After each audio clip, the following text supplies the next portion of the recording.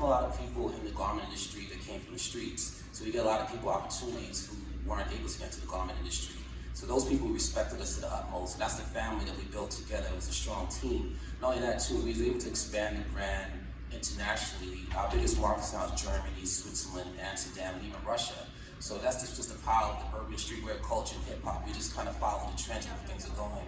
We got to be laser focused and laser locked in for this business to be able to do it for decades, as long as we've been doing it for right now. Yeah, did you ever get in studio with any of these guys and lay down something? You know, it's funny, I wanted to be, I wanted to know. You see that smile right there? You know he did. You know he went in one time, yeah. I wanted to rap, and all my friends said you dance off beat, you know, you don't go to the rhythm. And I said my lyrics is off. It says, hey, you know what? You can't rap, at least you can do is dress the rappers and dress the entertainers. So I kind of stuck to what I knew best. Work your strengths and hide your weaknesses. Right there, folks. Yeah, that's cool. And by the way, if anyone would like to ask a question of Karl, you have an opportunity to do so. Just stand up and scream out and say, hey, I want to ask a question, so I know you want to do. Does anyone want to ask a question before I move on? Yes, go. Scream it. What was your biggest hurdle? I think convincing people that this thing could have longevity, convincing department stores that this brand is going to last, and we could actually sell product. Because keep in mind, when we first started, there was no online retails. So you needed the department stores, you needed retailers to believe in your brand. And that was the hardest thing. But what we did was we created such a strong momentum on the streets that they had no obligation, they had no other choice but to bring our products into the stores. We had kids lined up around the corner supporting our product. That shows you the power of MTV and BET, because we were one of the reasons why MTV started blocking off logos on videos, because we were getting so much free advertisement for the artists wearing our clothing. They started blurring out our logos on the TV screen. Wow! There's a little fun fact, hidden little treasure right there. That's great. Yes, what do you got? Scream it. What's your next big goal, Karl? We just want world dominance. We realized that that's all. Just want world dominance. That's nice. Because when we realized that our business at one time, we took a big hit in the United States market, and our business was going down. And we realized that the world is a lot bigger than the United States. And companies like, countries like Amsterdam, Russia, Germany, Switzerland, helped to propel our brand to becoming a household name in those countries. So I feel like you cannot just depend on any one thing. You gotta keep reaching, keep surviving, keep transpiring to the demographics to continue the business. All right, did you ever make a piece and look at it and go, oh, that's not so good? It happens all the time. It's a trial and error business, you know what I mean? You gotta try different things to see what works. When you try multiple things, you kind of test the market, and you can kind of feel if your stuff is right or not. And after a couple of times, you kind of find yourself in a rhythm, and you kind of get things going in a different direction. I got it. Yeah, what do you got?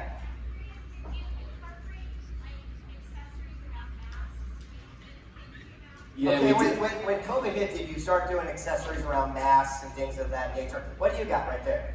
Okay, you need a microphone? There you go. Yeah, we did actually. So we came out with masks that actually matched back to the clothing, because we realized that kids were wearing ugly looking masks without clothing. It wasn't coordinated correctly, so we came with our own mask, using the same fabric to kind of tie back the sports wear was coming out with.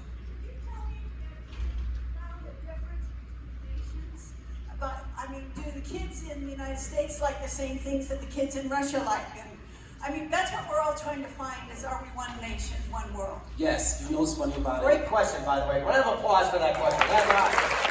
That's a good question. We find that music is what unites most of the kids throughout the country. You know, kids that listen to a certain type of music, they have a certain vibe, a certain rhythm, the types of clothing they wear. And musicians have such a big influence on what kids want to wear, so they want to emulate what the musicians are wearing. That's why we always kept the best relationships with a lot of the artists, because you can't pay for that type of advertisement when an artist is wearing your clothing in the video or in the concert or anything like that. So music and clothing kind of has one look, one love throughout the nation for sure.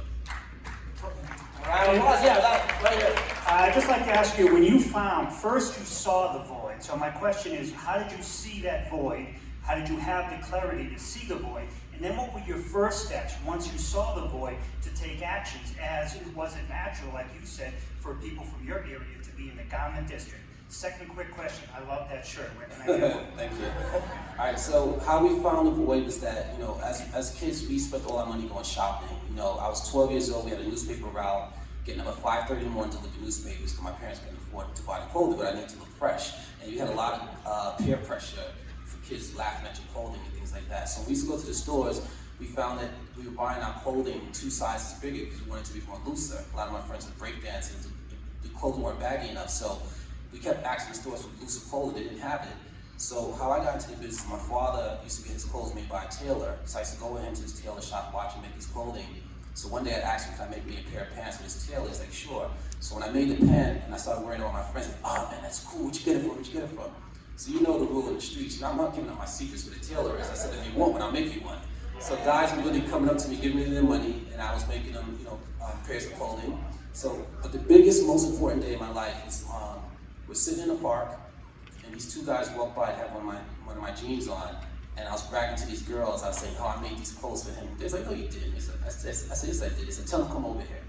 He comes over, she says, can I see your jeans? She's looking at it, she's like, if Karl made it, how come his name ain't on it then? And that's when it hit me. I wasn't thinking about brand building. I wasn't thinking about establishing a trademark. I was only 17 years old at the time. When she said that, it made me go home and start thinking, what should I call my brand? My family's last name was Williams. I was like, Karl Williams Jeans. Just didn't have a good ring to it, right? I didn't sound like Donna Karan, Giorgio Armani, Ralph Lauren. I didn't have that ring. Can I was a question I used to ask myself all the time. Can I be successful? Can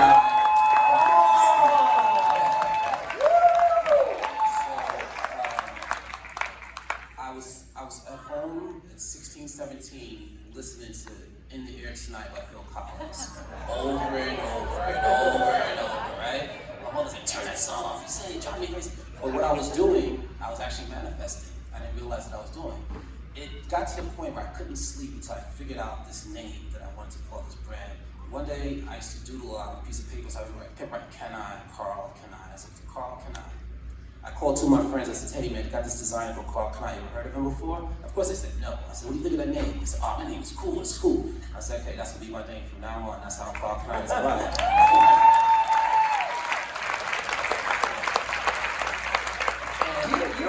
You're a hidden gem, man. You're a bright light for a secret knock family. I love this. Yes. Yeah, so you said you worked with Michael Jackson, Michael Jordan. Yeah, looks like you borrowed his jacket there.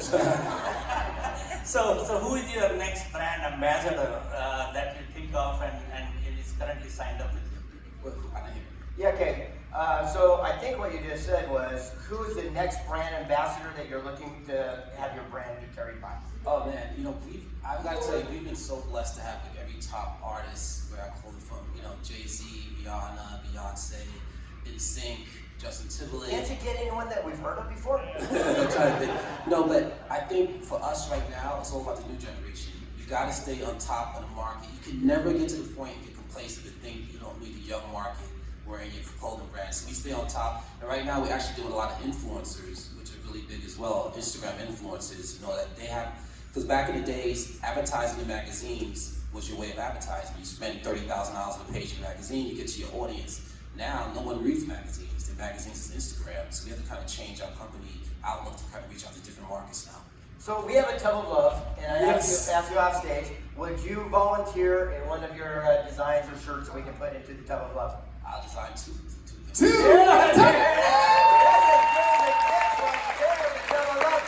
saw Charles walking up, so I figured he was going to ask me that. Listen, 2 more questions, and we got to move on because we're kicking tail right there. What do you got? Keep going.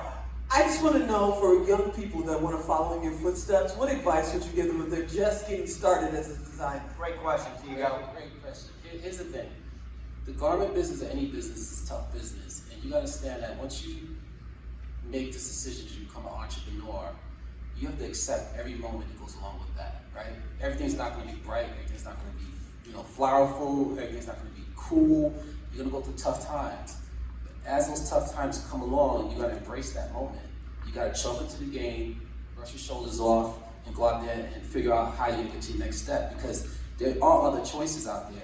Burger King's hiring, Walmart is hiring, Ralph's is hiring. And there's nothing wrong with those jobs, but if you want to become an entrepreneur, you got to suck it up and take everything that goes along with being an entrepreneur. And then you may be onto something. You got to talk things into existence, surround yourself with good people, and be focused every single day. Live that moment to achieve your goals. There's no options. Failure's not an option. That's not even part of your vocabulary. You got to go out there and figure this thing out. You're my new favorite. Yeah, look at Greg's smile right now. Okay, go ahead, Yeah, John. really quick, yeah, one quick question, because over here you have a single, and then I have a question. Are you able to design something for women? Just, we have something over here. Absolutely, we definitely have a full women's line on our website, karlkani.com. So that means you could give maybe a man and a women's suit for the donation for the Tough I Club? can definitely do that 100%. All right, how about that, ladies? Here we go, one last question. Greg, one last question. That's amazing. And then one question, we gotta go. How'd you go from sewing pants to scale? Sewing pants to what? Scaling. To scale. How'd you scale? How'd you do it from sewing to scale? I mean, what Oh, was I'll tell you a funny story real quick. So we came from Brooklyn to Los Angeles because we wanted to get into denim, and we realized we did our research, and keep in mind there's no internet back then, so you just gotta figure it out, right? And we knew that Guess jeans and Jabot jeans were doing their manufacturing in LA. So we go to LA and we said, okay, how do you find out how to make jeans? Go to their factory. So me and my friends were sitting outside the Guess factory in our little hoopty car, Pinto, and we're like, trabajo máquina, mucho dinero, trabajo máquina, mucho dinero. All these Spanish guys is working in there. So because we were telling them, look, we got sewing machines, we want to pay you some money to help us sew. So everyone was walking by us, looking like we were crazy. Finally, one guy says, oh, so you have some sewing machines, you want to pay us some more money? I said, yeah, please. I said, we'll do anything. How do we get some denim? This guy, he was a pattern maker. His wife was a sewer. He showed us where to get the denim from. He connected to the wash houses and things like that. So my point is that if you want something, you can figure it out. If that's what you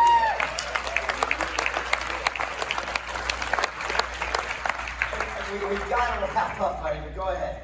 Hey, I'm a huge fan. I had Karl Kani shoes in high school. Everybody was jealous. They weren't big on the West Coast like they were the East Coast where I came from. And my question for you is, what was your first tipping point when you didn't have much budget, when you were trying to get it out there? What was that first tipping point where you had that hack, where you maybe got that right person to wear your clothes, or you got your logo somewhere for free or something of that nature? Yeah, there's a few of them. Okay, so you guys are familiar with this company called Skechers, footwear company?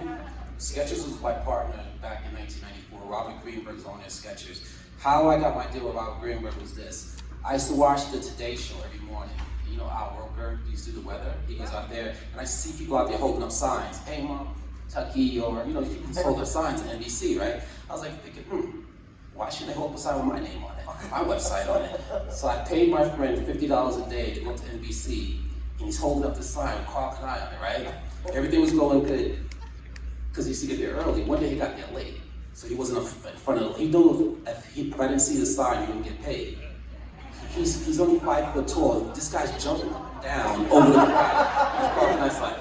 So the producers had it at that point. They came out and said, hey, this is private property. You came here every day promoting this brand, stuff like that. But Robert Greenberg from Skechers seen it, and he contacted me. He says, I don't know what you're doing out there. You're doing some unique marketing. Let's talk about doing some shoes together.